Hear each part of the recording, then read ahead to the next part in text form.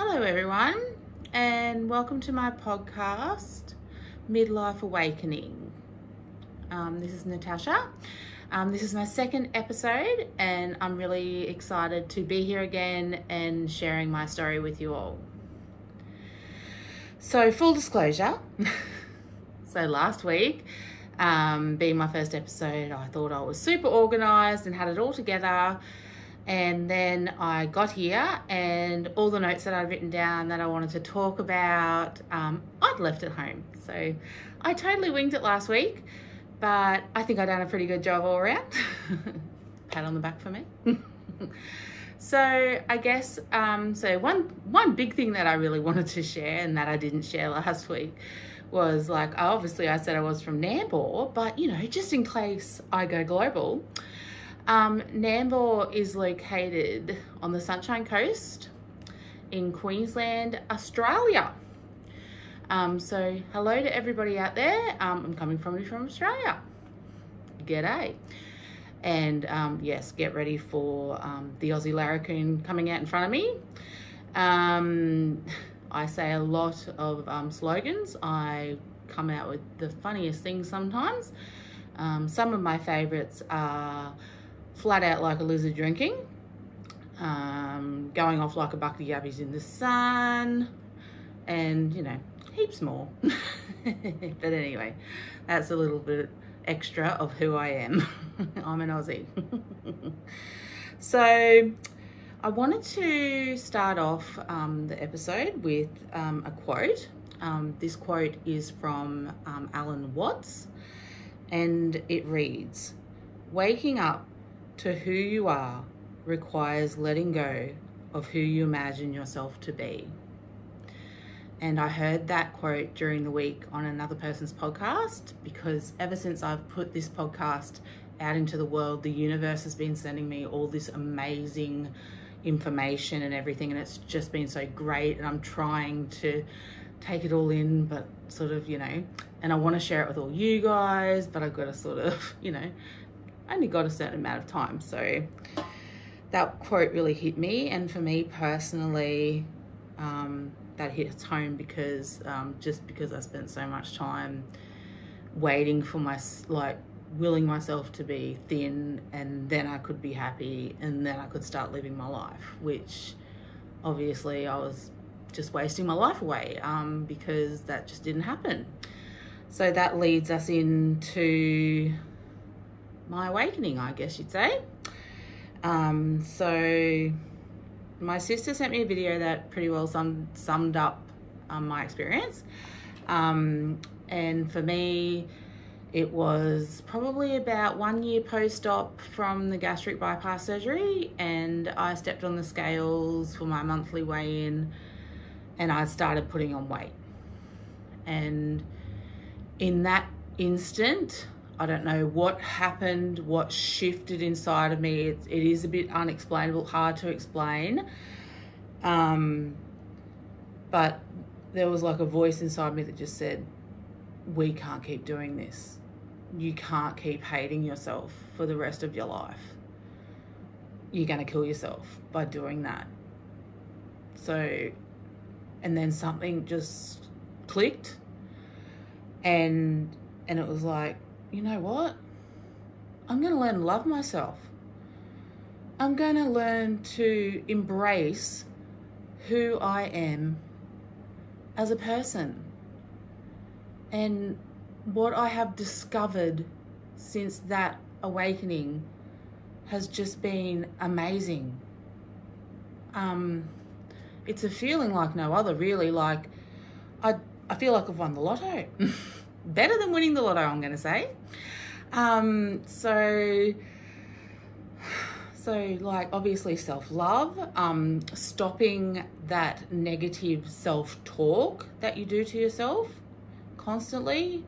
It was just like, I just had this like best friend that was stepping in going, that's not going to cut the mustard today. Sorry.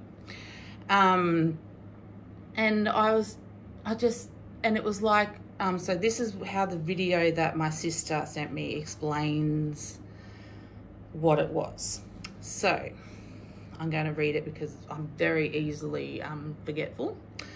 It's everything I've ever learned, everything I've ever perceived about the world, and everything I've perceived about myself came to light.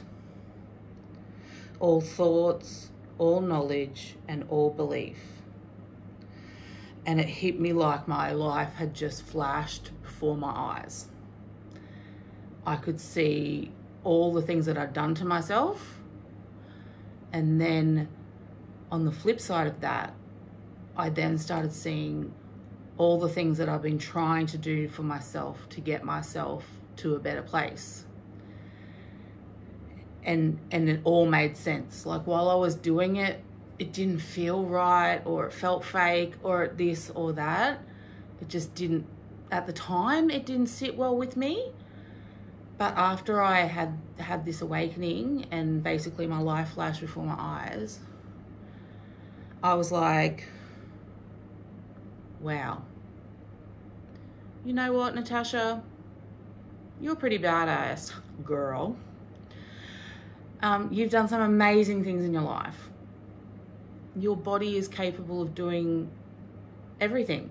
Everything you've ever asked it to do, it's done for you. So why are you so judgmental against it? I'm going to say it is a bit society and obviously myself, and obviously hitting that self-doubt note with me. Obviously the beauty industry and the diet industry have made a lot of money out of me. But guess what? Stops now. Because I'm there. And today you've got me post hairdresser, so feeling fabulous, might I tell you. Hair's done, down, makeup's on, but melting off because it is just hit summer here in Australia and it is very hot.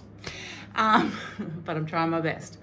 I'm not normally a big makeup person because my skin just goes, oh no, I'm not doing this, get it off me. And same with my hair. I don't wear it down very often because it gets hot and I just like, oh no, gotta put it up. So you have a special me today. Aren't you so lucky? So yes, I'm feeling extra special today. Very bright and bubbly. So it's been fantastic.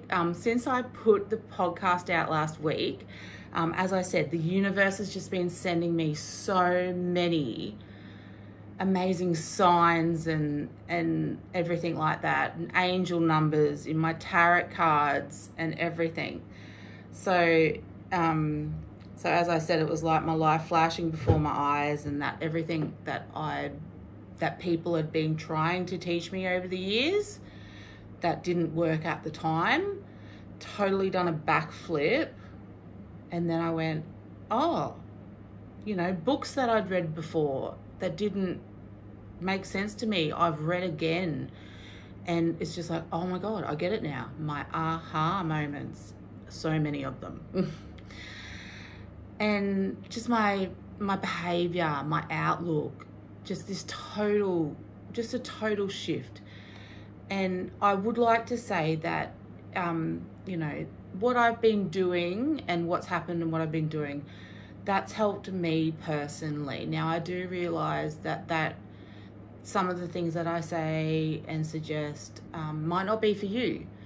It definitely is all about finding your own way and seeing what resonates with you. But I just want to share with you some of the things that I do that helps me lift up my spirit and just, be who I am. And I have kept it under wraps for a long time, especially my spirituality.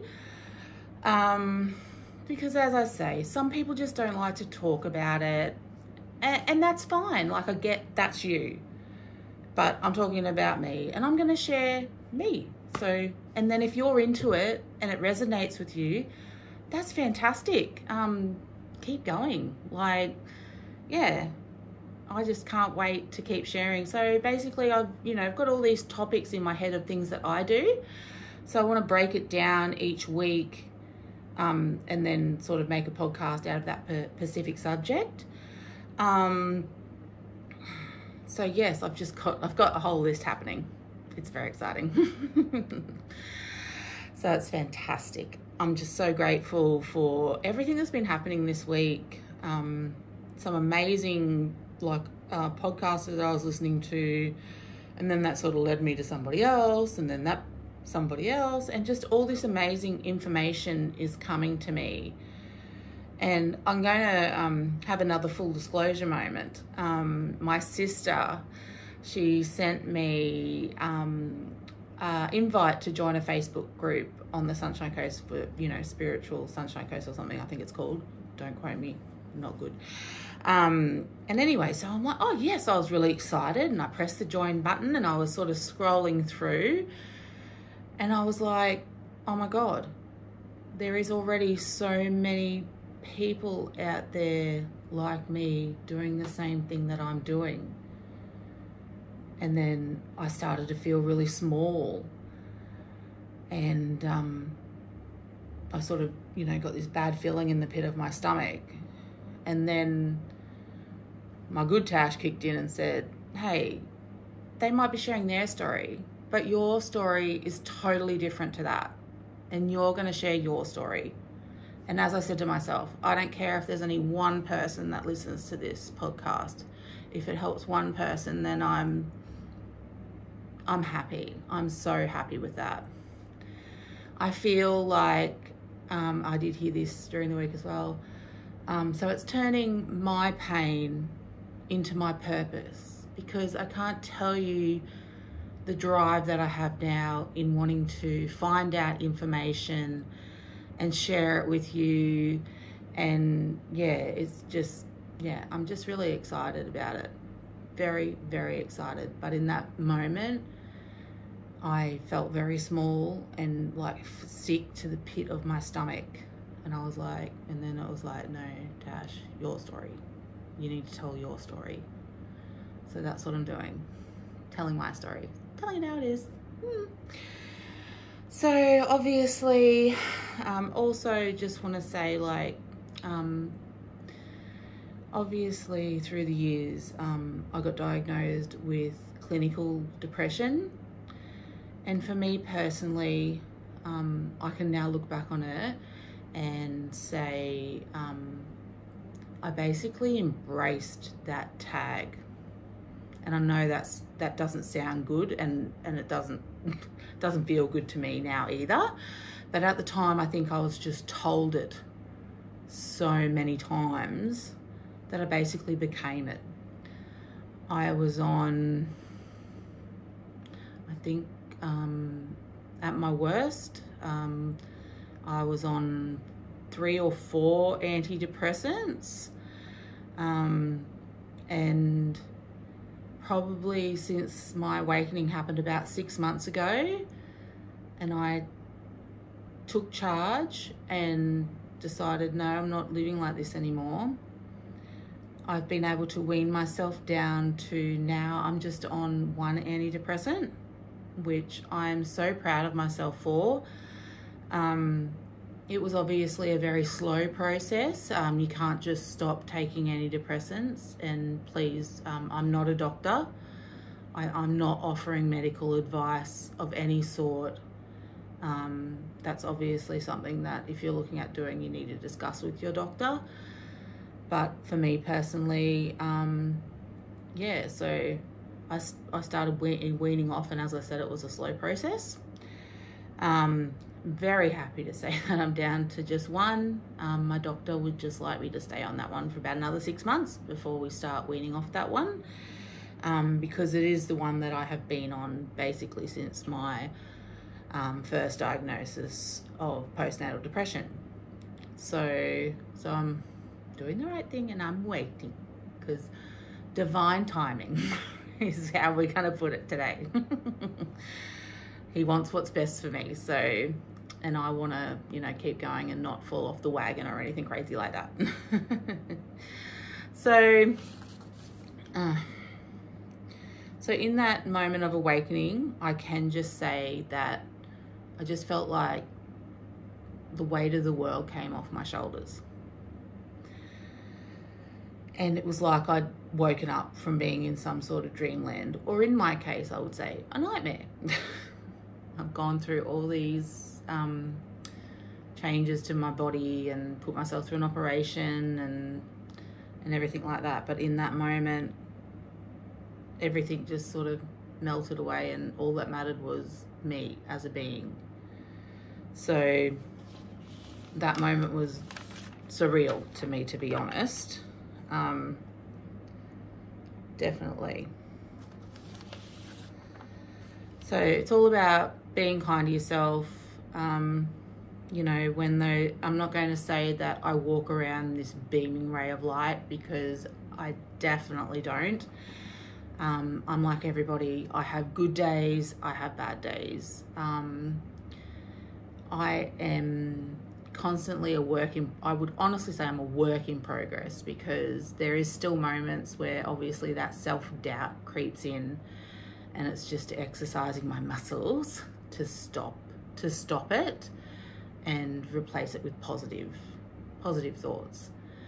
Probably also a big thing for me through this whole experience. So about, as I said, about 6 months since my breakthrough, I would say, is learning to set healthy boundaries is just so important. And even with the people that are closest to you, being assertive with what you want, and communicating with your partner, with your children, in a calm and caring manner, I would say, is really important. You can explain calmly where you're coming from, and vice versa. Yeah, I mean, as I say, like, you know, I've got a teenage daughter that in itself some days has its struggles, and then other days is fantastic, and I'm so proud of her. But it's a very up and down sort of a thing. And even the same thing with my husband. I learned over the years, like, who he was at a deeper level. For the more time that I was with him, the more that I learned to understand him more and more, and vice versa. So an example that I'd like to use is that quite a long time ago, and I'm talking like probably like 10 years ago, I was seeing a psychologist, and I was really struggling with the fact that my husband didn't want to come home when he was supposed to finish work. Because I'm the sort of person that, okay, if I'm meant to finish at 5 o'clock, I'm finishing at 5 o'clock and I'm out the door. And that's because I've got so much to do at home. Like, I'm a mum. I'm a fur mum. Got housework to do, mate. I don't have time to stay here. Get me out. So it was really at that time, and obviously because I was just, I didn't have any self-esteem, so to speak. So obviously I was looking for that self-esteem externally, expecting it from somebody else. So the fact that my husband wasn't wanting to come home like as soon as he finished work, it didn't really sit well with me. And I thought that I had tried to explain to him how it was making me feel, but obviously it just sort of hadn't got across. So one day I actually got him to come into the psychologist's office with me, and it gave me the opportunity to explain to him properly, and with the psychologist there to sort of, back me up if I wasn't communicating completely what I was trying to get across. But basically I just said, it just all boiled down to, you make me feel like I'm not important. All I want to do is be with you because I love you, but you don't want to be with me, and that's really upsetting. It was upsetting me. But to cut a long story short from that, he explained that that's just who he is, that he's always been a workaholic, and he's always been the sort of person that gets to work early, works through his lunch breaks, stays late. And now that I can sit back and and look back on that, that is exactly who he is. It's not like he just started doing it one day and I was reading it as our relationship's going down the tube. He'd always done it, from when he was an apprentice to, when he worked in a family business, to when he owns his own workshop. He's done the same thing the whole time. So it really had nothing to do with me. I just needed to accept that that was who he was. And I did. It took me a long time. But that's who he is, and I love him and I accept him for that. But it did take me a long time to realise, because my self-esteem was so poor and I was expecting external validation. Whereas, I don't need it. If anything, if he comes home early now, it's like, what are you doing here?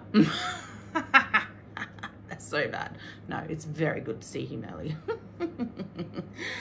But yes, that is my husband. He's a workaholic, and but he does that for his family, and that's an amazing quality that he has. He's a workaholic. But if he had ever had to pay a bill or work out a direct debit for something or paperwork or anything like that, oh my God, the world would be ending. He wouldn't have a clue. So even though I don't spend as much time at work as he does, I feel that I do as much work because I am in charge of the household as well. And I'm in charge of the fur babies and the babies and all that. So, I used to be really hard on myself with, oh, well, you're not working as hard as him, blah, blah, blah. But then when I actually sat back and thought about it, it was like, oh, hey, Tash, I don't see your husband doing the washing. I don't see your husband doing the grocery shopping. I don't see your husband cooking the dinner. And that's just him. He doesn't do them sort of things. That's just not who he is, and I accept that. So and vice versa, he accepts that I'm not an all-work person. And I did explain that to him not long ago. I said to him, you might be a work person, but for me personally, I can't do that. I lose myself, if that makes sense. So whereas you can spend your whole day at work and that fills you up, that's not what fills me up. I want to be at work with you. I want to do my share in helping pay the bills and put food on the table. I'm there with you, and when I'm there with you 100%.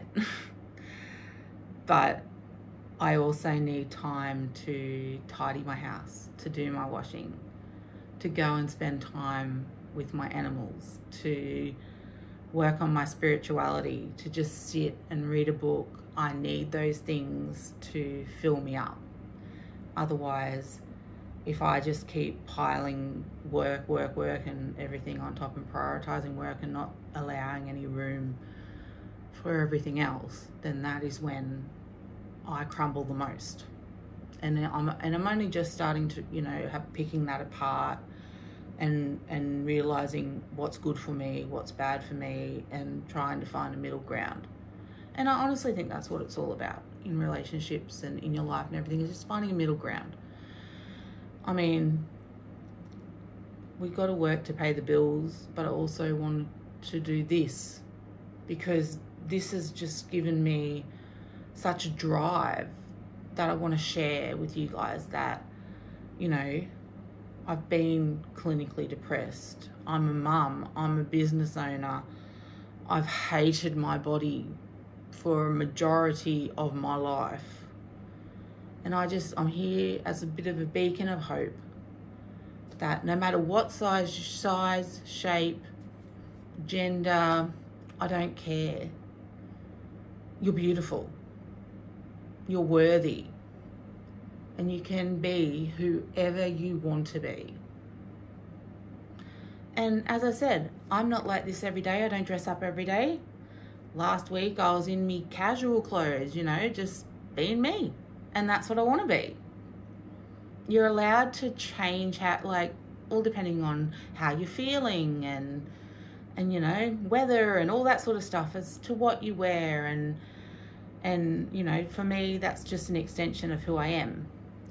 You know, and I feel like my cars are the same as that. They're an extension of who I am, you know. And yeah, it's just all about working out what works best for you and going with that and just being unapologetic. But probably my biggest bit of advice would be, and because I've noticed myself struggling a bit with it, is that when you're doing something, I find it best just to focus all your attention on that one thing that you're doing. Because I find that, you know, if I'm working, but then I've got a video playing that I want to have notes on, want to do notes on and this and that, I get really frazzled. I feel like Mr. Scatterbrain, and then I'm totally useless to everybody, including myself. So I've identified that. So that's really big for me. Like, you know, if you're at work, just focus on doing work. Obviously, sometimes there's things that are going to come up. Phone calls from the school, you've got a sick kid, or, you know, it's just things that get spanners thrown into the works. You know, those things are always going to happen. So you just got to take that as it comes. But I find just focusing on what you're doing at the time and giving it your 100% attention, that is beneficial for me personally. So yeah. And also, you know, like doing this, like researching for this podcast has just given me such a drive.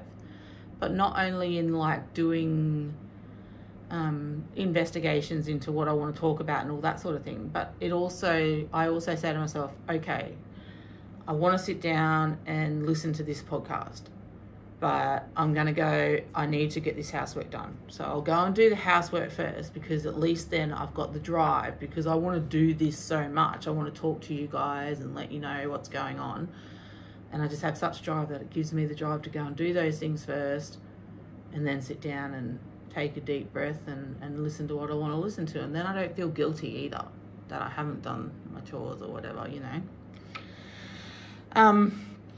So some of the topics that I do want to break down into separate episodes, and I did write them down. So embracing my uniqueness, and some of the topics that I'm looking to cover in episodes to come are obviously self-love and self-acceptance, very big. Spirituality. The importance of having unapologetic me time, which includes time for rest, play, and creativity.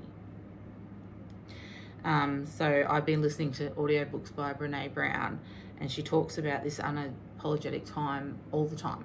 And to the point of, like, she referenced, like, people that need to have everything perfect, and that they don't allow themselves to have a rest or play until everything's perfect. But that's never going to happen. So instead of striving for the unachievable sometimes, no, it's not achievable. 100% perfect is not real. So just prioritizing that unapologetic time for the rest, play, and creativity. And for me, my podcast falls under the creativity for me, because I'm creating content for you guys, and it's really exciting me, and yeah, it's filling up my cup. So that's great. And obviously I just spoke about, you know, being present in the moment. The importance of laughing, that is a big one for me. I love comedy. Yeah, so I just want to I'll share with you, you know, some people that I listen to and get a laugh out of. And yeah, obviously another one which I know I've also already spoken about is connection with my animals. As I said in my first podcast, I have a 17-hand high thoroughbred named Brody. I have a French bulldog named Sage, and I have a Staffy cross named Joey. So while I'm on the topic of Joey, I'll explain to you how Joey came into my life. So my grandfather passed away about 5 years ago, and anyway, so obviously him passing away was very sad, even though we knew it was coming. But then the very next day, my sister's dog had one puppy, just one. She was like 9 years old. They didn't even think she could they didn't even know she was pregnant. So that's just how weird it was. And then she just, she's got this puppy. And I just said to my sister, this is my other sister. I've got two sisters and I've got two brothers. I'm very lucky, very blessed. I love them all so much. So I'll say my youngest sister, I said to her, he's mine. I hadn't even spoken to my husband about it, but it was like, he's mine. Oh my God, like I had goosebumps. I was just like, this is a sign, this is something. And yeah, he's gorgeous. I called him Joey after my grandfather, and he's just the sweetest dog. He's so kind-natured, and he's just absolutely gorgeous, and he really is my special boy, and I really do enjoy spending time with him. And everyone loves him. He's a very good boy. Obviously, having a connection with past loved ones is also extremely important, and just such a special thing for me to dive into. So I honestly can't wait to talk about that subject with you guys and share some of my experiences that I've had. Another big one for me is, watching my thoughts and thinking before reacting to a situation. And I will admit that sometimes I do still struggle with this. Normally a very reactive person, and it's not one of my better qualities. Unless I'm in a dangerous situation, then I'm sure it would be fantastic to have. But when you're trying to be calm and doing all the right things, then sometimes it's not. So I've been really mindfully trying to make an effort to take a deep breath before reacting to some situations. And that saves me a lot of anger sometimes.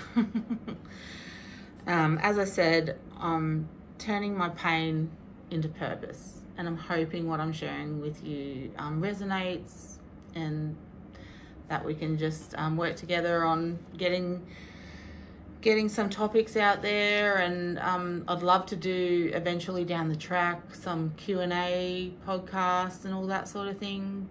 Yeah, I'm happy to do it, but just looking forward to sort of diving into, things that lift me up, and things that have helped me, and people that have inspired me. And I know it's all about me, but I'm really hoping that it helps you too.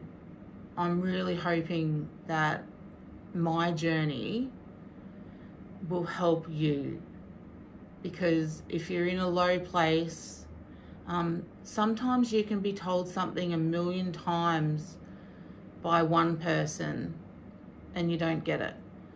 But then you might listen to somebody else and they say it that little bit differently or something like that, and then it really resonates with you.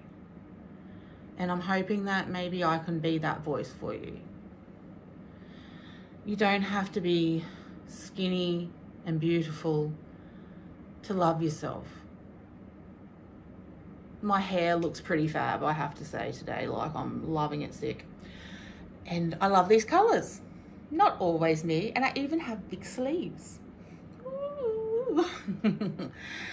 If anyone's wondering, it's a beautiful dress. And I got it from the Queen label. So that's by a lady called Constant Hall here in Australia. Constance Hall.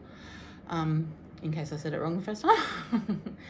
I'm just so grateful that she's doing plus sizes, and they just make you feel beautiful, and they make you feel like a queen.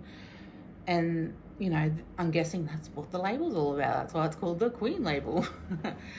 But it does. It just makes you feel really beautiful and empowered and amazing, because, you know, you are. You just have to, you know, you just have to see it for yourself. You just have to see it for yourself. And as I said, I don't look like this every day. I don't put makeup on every day. I don't do my hair every day. 9 times out of 10, you're going to find me with my hair back, no makeup. That's me 99% of the time. And you know what? I own that, because that's who I am. That's how I feel most comfortable. And I used to be down on myself about that. I had people say to me, oh, you need to put makeup on every day so that you know, you feel nice and you look in the mirror and you like what you see and blah, blah, blah. But for me, it came down to a personal experience and how I felt. And I know when I put makeup on and all it's doing is trying to escape my pores and I'm wiping it off, and that's my body telling me that's not for me. And that's what you need to listen to. You need to listen to your body and love it. I absolutely love my body. I'd probably say another topic that I'd like to talk about is probably my personal meanings behind the tattoos that I have as well. And I'll take pictures and I'll share on my social media, on my Facebook and Instagram. But yeah, I've got beautiful tattoos, and they all have a different meaning. And one of them is just so the perfect reference in what I'm basically talking about. It's basically something that's been in front of my face for years, but I only just got its meaning like 6 months ago. So looking forward to sharing that with you guys in the future also. So probably spend this last couple of minutes just sort of saying it's all about getting your power back and you feeling empowered and you just loving yourself sick and putting healthy boundaries in place and communicating effectively. And when you are so respectful and so loving of yourself, you really start to feel people that aren't being respectful towards you. And you need to understand that sometimes, even though these people might mean the absolute world to you, that their behavior is not acceptable. And if it's not making you feel good, then you need to let that person go. Not saying in a bad way, but you just need to distance yourself, so you're not in that space all the time if it's someone that you are going to see frequently and there's nothing you can do about it. And just put those healthy boundaries in place. When they start doing something that you don't like, be assertive. Tell them, this isn't on. I'm not putting up with it anymore. I know for me personally, I spent a lot of my life being a people pleaser, and the only way that I got validation was from other people. The only way I felt good was if someone else told me. And that's just not a good way to live your life.